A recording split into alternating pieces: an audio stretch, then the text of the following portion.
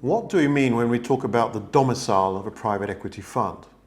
Well, most private equity funds are incorporated in a jurisdiction which works for the objectives of the private equity fund, which is typically an offshore financial center. This is done mainly because private equity funds don't want to be regulated.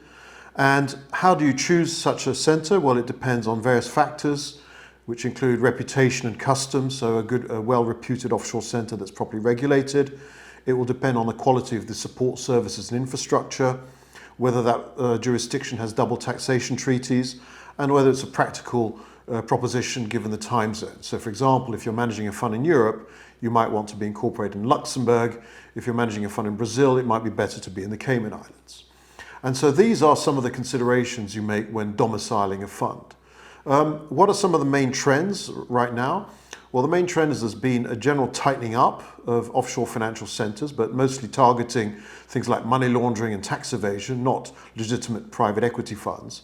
But the one thing that has influenced a bit some changes in the domiciling of funds is the fact that the authorities now want to see that the directors of the fund, who are often persons resident in those jurisdictions or attached to them, have more substance. So it's not just a guy in a law office who's a strawman director, but they want to see a bit more substance. And that's the main change that's been taking place more recently.